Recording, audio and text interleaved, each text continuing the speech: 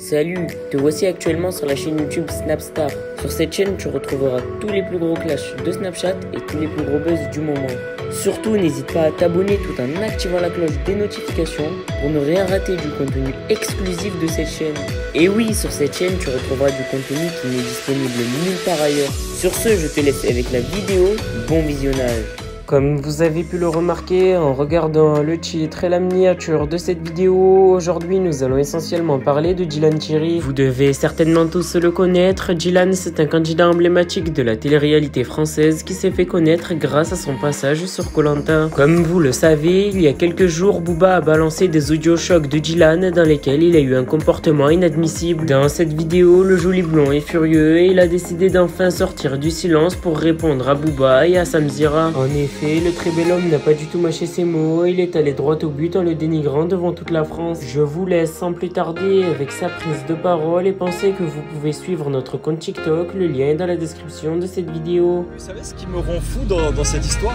En fait, c'est pas que ça me rend fou, c'est pas le bad buzz et tout ça, j'ai l'habitude, je connais, d'ici une semaine on n'entend plus parler. Parce qu'encore une fois, il n'y a pas d'acte, il y a des paroles qui sont choquantes, mais il n'y a pas d'acte. Tout ce qui a été dit n'a pas été fait, et voilà. Mais les paroles, c'est vrai qu'il faudrait que je lave un petit peu ma bouche parce que c'est vrai que parfois je parle mal, ça c'est vrai. Surtout quand je suis en intimité, tu vois, avec mon agent, avec mon meilleur ami, la vice-présidente de l'association qui était mon agent et une très bonne amie à moi. Je me confie à elle, je parlais avec elle le cœur ouvert, peu importe ce que j'ai pu dire. Et c'est de me dire que pendant 1 an et demi, elle attendait qu'une seule chose, c'était le petit faux pas. Tu vois ce que je veux dire? Genre pendant 1 an et demi, j'étais attaché à une femme que j'avais au téléphone, elle pleurait avec moi au téléphone, elle me disait des trucs de fou. Je tiens à toi, je ne trahirai jamais, je t'aime trop Dylan, merci pour tout ce que tu fais et tout. Et en fait, c'est la même personne qui attendait le moindre faux pas pour te trahir. Du coup, Sandra, putain, t'as osé quand même partager ce note vocale. Hein. Moi, honnêtement, personnellement, alors que je suis quand même... je suis un bâtard, tu vois. À certains moments, j'ai été bâtard. Mais jamais j'aurais mis... alors que j'ai ton adresse, j'ai ton nom de famille. Jamais j'aurais sorti ça sur la place publique. Jamais j'aurais donné ton adresse à Booba. Jamais j'aurais donné ton adresse au collectif. Jamais j'aurais donné ton nom de famille.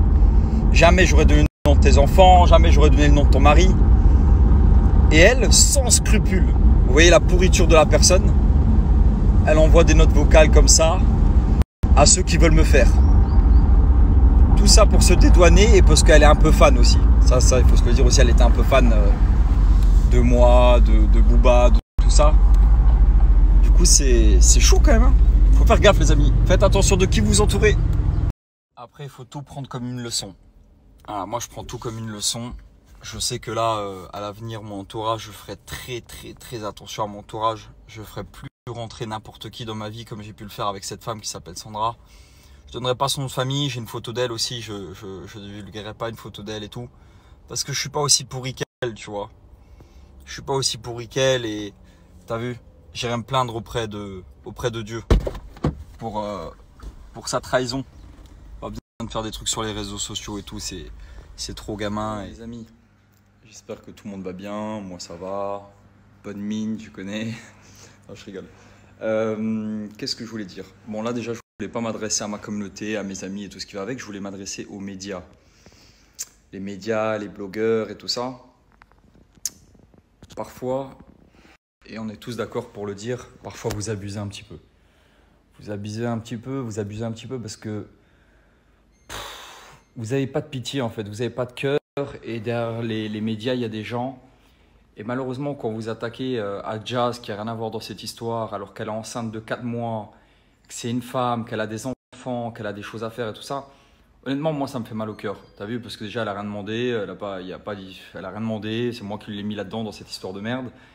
Et je me dis, vous n'avez pas de pitié. Qu'est-ce qu'on fait demain si elle fait une fausse couche? Moi, honnêtement, je me sentirais comme une merde. Qu'est-ce qu'on fait demain si elle fait une fausse couche à cause de toutes ces rumeurs, tout ce qui se dit sur elle et tout ça?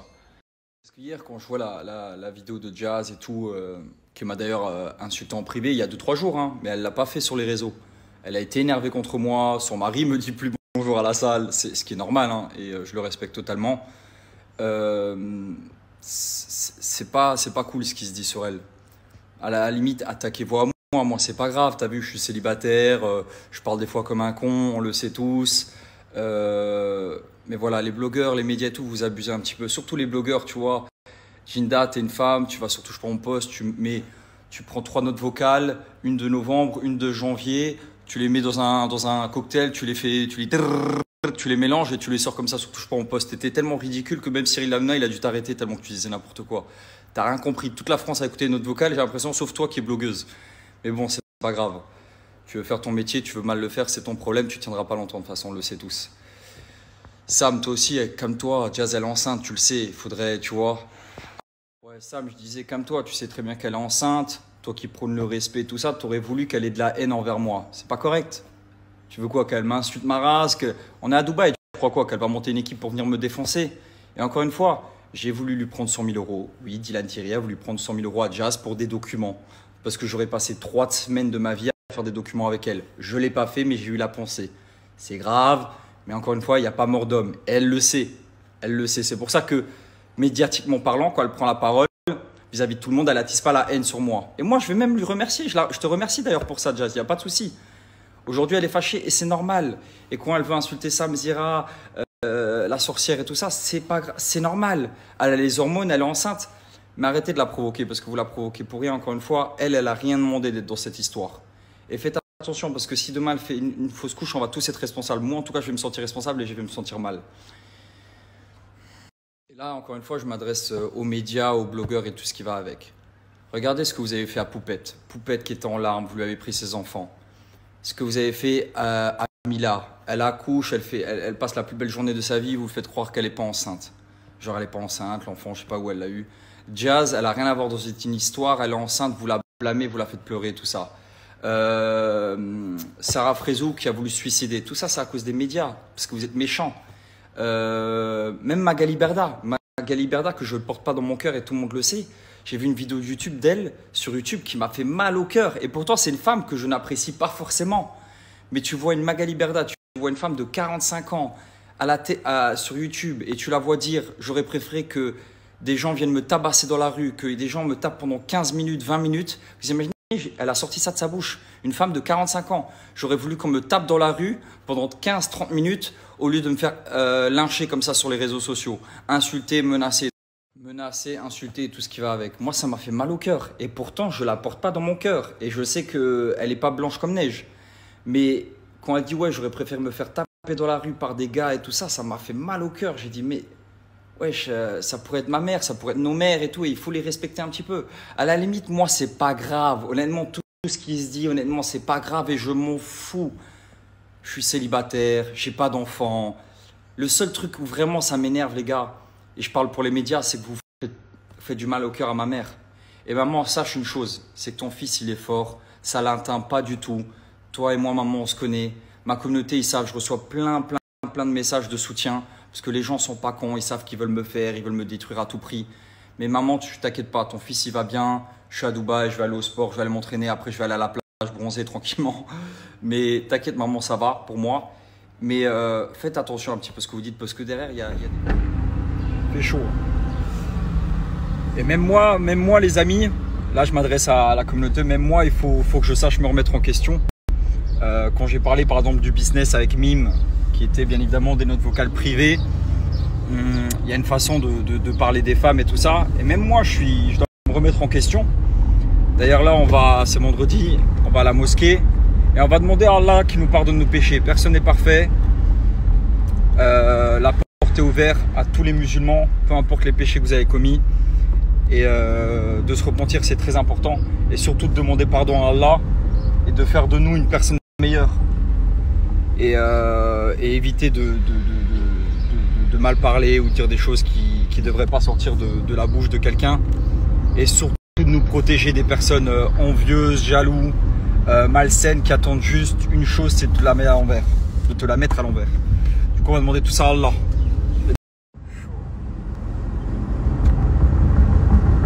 Et en tout cas, la Oumma, merci pour tous vos messages, vraiment du fond du cœur. Je m'attendais tellement à me faire insulter dans tous les sens. C'est ce qui se fait sur les médias. Mais en message privé, je suis touché. Je suis touché. Et pour mes frères, n'oublie pas d'aller à la mosquée. C'est obligatoire vendredi. Le rappel profite aux croyants. Et moi, c'est des imams qui m'ont dit, écoute Dylan,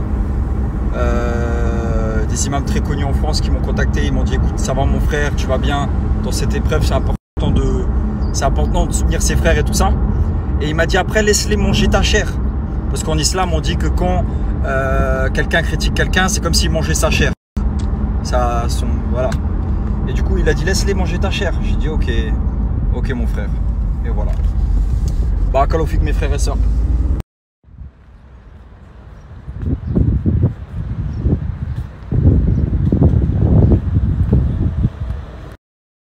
Là, ça y est, joue-moi terminé.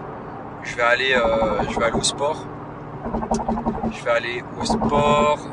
suis trop content parce que j'ai déjà pris 3-4 kilos en très peu de temps, hein, genre en une semaine. Ça fait 10 jours que j'ai repris le sport et j'ai déjà pris 3-4 kilos. Après c'est normal, c'est les kilos que j'avais perdus durant le ramadan. Mais là j'ai repris 3-4 kilos et je pense que je vais prendre encore 4-5 kilos. Merci à toi d'avoir visionné cette vidéo et surtout n'hésite pas à liker la vidéo et à nous donner ton avis dans l'espace commentaire. Sur ce, on se retrouve dans une prochaine vidéo. Peace.